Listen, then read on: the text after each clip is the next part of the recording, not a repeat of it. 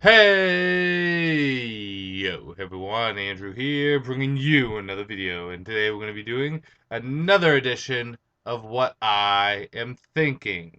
Now, for those of you new to my channel who know nothing about this video series, it is exactly how it sounds. I sit down and I talk about what I am thinking. That can be about anything. It can be about cars, it can be about credit cards, it can be about televisions.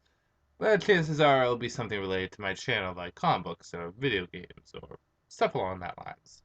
And what am I thinking today? Well, today I would like to talk about comic book continuity.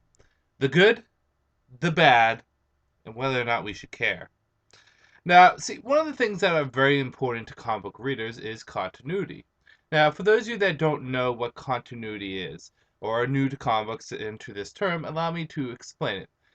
In its simplest term, continuity is what counts in a particular circumstance or a universe. So, for example, the continuity of a comic book is all the history of that comic book universe.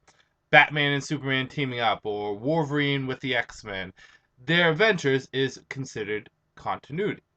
And the word canon is what counts in continuity. So you have the universe, which is continuity, and you have what is canon, what happened in that continuity. And with comic books, it's always kind of an interesting subject with continuity because it's always approached differently depending on the comic book company.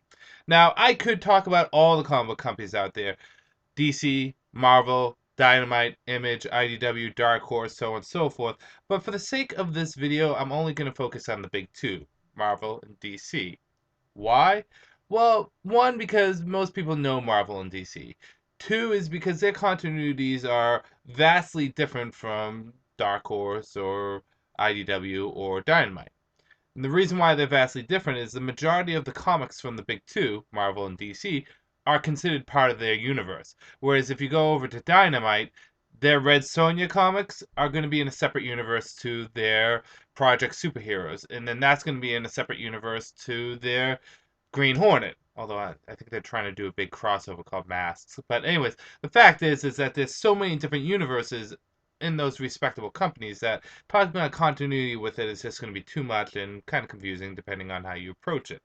So we're only going to focus on the big two. And Marvel and DC both have different approaches when it comes down to continuity. Both approaches have their benefits and their disadvantages. So what I'm going to do is I'm going to talk about those different kind of continuities and the advantages and disadvantages that come with each company. And then kind of come to a conclusion on exactly how we should approach continuity when it comes down to comic books, and really does it matter when it comes down to reading comic books.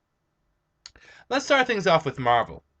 Marvel's continuity is pretty simple, but at the same time kind of complex. This is the thing with Marvel. It's everything that you read, for the most part, is considered within continuity. Yeah. So every story from the 1940s up to 2013, unless we're told otherwise, is considered in continuity. So stories like Old Man Logan or The Ultimate Universe are a separate case, but Spider-Man 633 is going to be in continuity to Spider-Man 700, or Spider-Man number 44, I should actually look up what that title looks like, is in continuity with Spider-Man 700. Everything counts in the Marvel Universe. Now, this is really good for a lot of people because, well, everything counts. Your Chris Claremont's 80s to 90s X-Men is considered in continuity to now. Everything you loved is considered in continuity. So it's always there for you. It's always counts in the universe. At the same time, this can cause problems. The bad is everything counts in continuity. Marvel has everything in their universe for the most part count in continuity. Sometimes they do little reboots or soft retcons here and there, like One More Day or House of M, but really, for the most part, everything still counts, and in that, it can be very intimidating for new readers. In addition to that, it makes it harder for the comic book company to actually justify everything existing within a 10-year time span.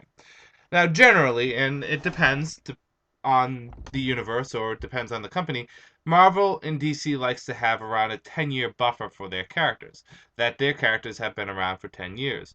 Now, DC, that may not necessarily be the case right now because of the New 52, but I'm not talking about DC, I'm talking about Marvel. And the best way to determine how long the Marvel superheroes have been around is pick one and kind of go by their ages. For example, Spider-Man became Spider-Man when he was 15 years old. He was actually a teenager. Should have been Spider-Teen. But Spider-Man became Spider-Man when he was around 15 years old.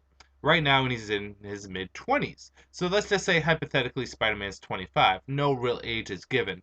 That means Spider-Man's been around for 10 years. And Spider-Man was, in continuity, introduced shortly after the Fantastic Four, which is considered the start of the Marvel Universe. Not counting Captain America, Human Torch, or Namor. So you can kind of determine that the Marvel Universe has been around for around 10 years. The modern Marvel Universe. In saying that, you have to justify 70 plus years of comic book stories in that 10-year span. So every single adventure that Captain America, Spider-Man, the X-Men, and the Fantastic Four have all had has to be justified in those 10 years. That's a pretty crazy 10 years. So it kind of suspends disbelief a bit for the reader to kind of justify that. In addition to that, with so much content, like I said beforehand, it can be intimidating for new readers to get into those comic books. Exactly where to start, what to do, how to do it. I mean, what stories do we read? So those are kind of the benefits and the disadvantages to Marvel's continuity. Everything is canon, but everything is canon. It can be intimidating, but it can be also liberating, knowing that all your favorite stories still count. In addition to that, one thing I need to point out is that, well, some things are kind of brushed under the table. I believe at one point Johnny Storm was considered to be married, but it's never talked about again. Certain facts tend to be overlooked and forgotten. Let's move over to DC. Now, DC is kind of, well, DC is, well, how do I explain? DC has recently gone through a reboot. And the way DC does its continuity is vastly different from Marvel. Where everything is canon in Marvel, DC tends to do a reboot every 25, 30 years, depending. So from the 40s to the 60s, there's a reboot. After 1959, the DC universe gets rebooted. And then it gets rebooted again in 1985, and then gets rebooted again in 2012 or 11. So, again, it's around 20 to 30 years for each reboot. And the way DC approaches its comics when it comes down to its reboot is this, and this is the best way I can describe it. Unless we tell you otherwise, assume that stuff has happened. But if we tell you otherwise, then it didn't. That makes sense? So, for example, with the New 52, the relaunch, assume that everything pretty much happened in the previous universe unless we're told otherwise. So we can assume that all of Batman's history is still canon, unless we're told otherwise, like Tim not being considered Robin and being considered Red Robin right off the bat. Or Cassandra Cain not being around. We can assume that she's there. Until we're told otherwise, she happened. But we don't know. So that's how DC usually approaches its continuity. Good or bad? Well, the benefits of this is that DC can constantly update its characters, its stories, and its situations. It can clean up continuity. Sometimes things get a little too clustered, and you need to consolidate things and make it a little bit cleaner and streamlined. By doing these reboots every once in a while, you still get to keep the characters and the essence of the characters, and even some of their histories intact, and get to clean them up. For example, if you look at it, about 80% of all of Batman's history throughout all the reboots have still been intact. From his adventures against the Mad Monk in 1940 to his adventures in the Mad Monk in 2006. Most of Batman's continuity is relatively intact. Some of the situations may be different or updated, or the costumes are different, but like I said, most of Batman's history is intact. However, if you look at other things like Superman, his origin is constantly changing and constantly different. But we can assume that stuff in Superman has still happened, like the death of Superman. We were never told otherwise, so we assume it happened, and it did, but did it happen the same way? So, like I said, the benefit of DC's reboots is that, or its continuity, is that it's easy to get into, it streamlines characters, and it cleans up messes. The problem is that things get rebooted all the time, so a lot of your favorite stories may be thrown out the back end. Take, for example, the new Teen Titans. Some of my favorite comics of all time probably didn't exist at all due to Cyborg's status with the Justice League and also due to the fact that Tim said that there was no Teen Titans beforehand. So there are the disadvantages to that. Whether or not it matters? Well, yes, continuity, of course it matters. It's one of the biggest things when it comes down to comic book fans. It really, though, comes down to how you manage continuity. And the way I see it is that there's benefits and disadvantages to both companies, and they need to be approached differently. I know a lot of people tend to be upset with DC because they did relaunch their comic books, but for me, with a genre like comic books, you kind of need to update stuff every once in a while. I mean, we're in a sliding timeline where characters don't age. Batman is consistently in his mid 30s all the time for like 70 years. Spider-Man has been in his 20s for like 30 years. I mean, sometimes you have to do that cleanup. It can be difficult at first, but like peeling a band-aid, it feels a lot better once it's off. So again, it depends on your approach to continuity. And my approach is this. If the stories are good, if the product is presented to me well, then that's really what matters.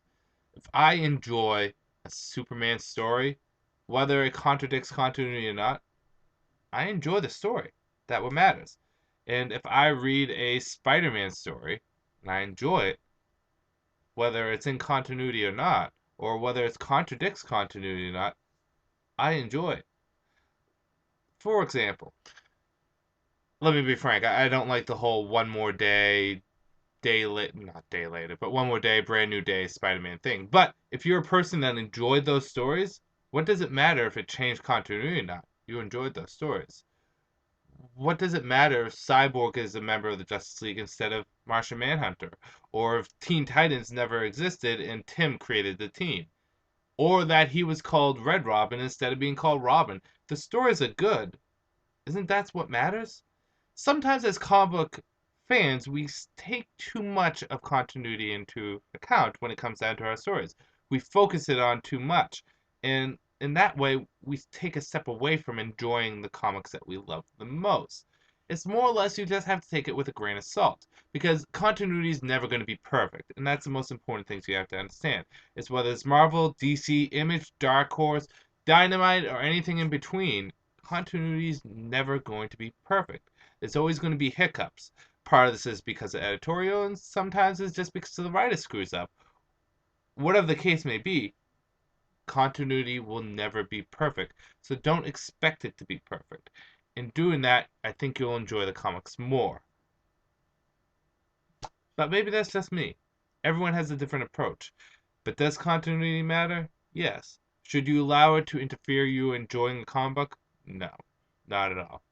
Yeah, it may suck that you don't have Cassandra Cain as Batgirl anymore, but the Barbara Gordon stories are pretty damn good.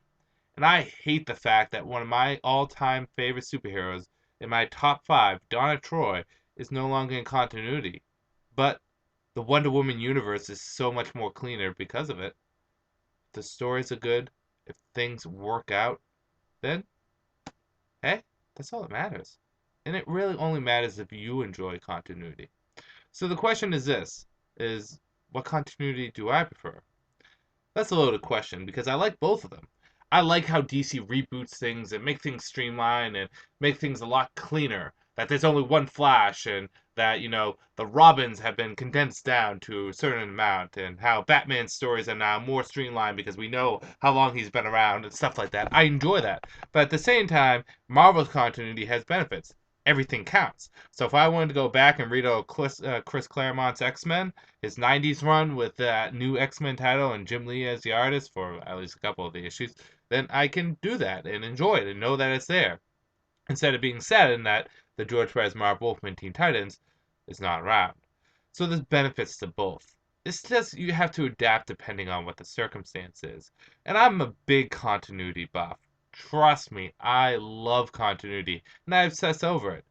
My friends and I play D&D all the time. If you don't know what D&D it is, it's Dungeons and Dragons. It's a role-playing game, probably the most quintessential role-playing game. It's the one that most people identify role-playing with when it comes down to tabletop or anything else in that matter. And in D&D, we have been playing it since, oh God, a year after I started dating my fiance. So about 6 years now. We have 6 years worth of continuity. But in those 6 years of us playing, we have played characters for 50 years of their life, up to 1,000 years. I have actually, not counting ancient times, I have a 1,000-year timeline of our characters and the events that have happened throughout that time. I keep track of continuity. It's a little bit easier with us because we're in control. If I want to do a reboot, I could have. I usually don't. I change minor things here and there, like maybe a character was part of a certain group, or maybe a character died at a different point, but they're minor stuff, and I always tell my fellow D&D players about it. But that continuity is there, and because characters age, they grow old, and they die, you can move forward, and you can have the benefit of the Marvel continuity, everything count, but the DC continuity where everything's streamlined and it's not a mess. I'm kind of stepping away from the topic a bit, talking about D&D in a video where I should be talking about comic books and the continuity with comic books, but it really is quite interesting to see how comic books continuity works in comparison to other media. Look at movies or television shows or even books for that matter. Take the Harry Potter universe. The Harry Potter universe is for the most part a clean continuity. It was 7 books. The facts are right there. The stories are right there. We know what happened. Harry Potter. Same thing with something like a movie universe, or like say a TV universe. The movies happen, the TV show happened. We know what happens in continuity, with the exception of some TV shows like The Simpsons or Family Guy, where the characters never age because they're animated characters. But the thing is if you compare those continuities, let's say Star Trek, to continuities in comic books, Jean-Luc Picard ages, so does Riker. The characters change, and they change depending on the age. The best example of a character aging in something like Star Trek is Kirk. Kirk goes from the young, brash captain from the TV show to a more older captain struggling with midlife crises in the movies, which plays out so perfectly well. And you can't necessarily do that in comic books. You can try, but at the same time, it's all going to relatively go back to what it was beforehand. You can do a story like Batman dealing with the fact that he's older, and like The Dark Knight Returns, but it all relatively goes back to him being young in his 30s. So again, continuity is kind of interesting to compare comic continuity to other continuities, even video game continuities. Every once in a while, video game continuity gets rebooted, like Devil May Cry just got rebooted completely. Yeah, the characters are still there, but they're slightly tweaked and the information is a little bit different. Whereas you look at something like Zelda, where everything is canon, but there's multiple of the same character. Link is a legacy character, for lack of a better term. Again, I'm going off the beaten track a bit. What matters is this: enjoy your comic books. It doesn't matter if the continuity is intact or if it's not. If it's clean or messy, if it's been rebooted or if it's been untouched. What matters is if you enjoy comic books. I'm currently reading Red Sonja right now. And Red Sonja up to issue 49 had a very strong continuity. But after issue 49, and with the introduction of the Queen Sonja title, it's almost impossible to tell what is canon and what is not. Which Sonja I'm reading and which Sonja I'm not reading. But the thing is I love the stories. I enjoy what's going on. So I can look past the glaring mistakes in continuity for those stories. If you're interested in reading Justice League, or interested in reading Spider-Man, and you're intimidated by the fact that Spider-Man is Doc Ock, or that Spider-Man's marriage got rebooted so you don't know if it existed, or if you're intimidated by the fact that or if you're upset by the fact that the Justice League is a completely different Justice League to what you were reading when you were growing up in the 90s. Don't worry about it. The important thing that I'm trying to get across to you guys is this. It doesn't matter the media. It doesn't matter whether it's a comic book or a video game, or a TV show or a movie. It doesn't matter if continuity makes sense or if it doesn't, or if it's changed or relatively the same. It doesn't matter if it's clean or messy. Just enjoy the story. Enjoy the product that's given to you. That's what matters. Take as much good as you can from something. Be positive about it. And don't stress about things that you have no control over. Unless you're playing D&D like me and you control continuity, it's not worth getting upset about. I'm always interested to hear what you guys have to say on the subjects that I talk about. So please, by all means, do a video response or comment down below. I'd love to hear what you guys have to say. What do you think about continuity? Which is better, DC's or Marvel's? Which makes more sense? And on a whole, do you allow continuity to interfere in your comic book reading? I'd love to hear about it. So I'm going to end this video here. This is Andrew saying, peace out for now.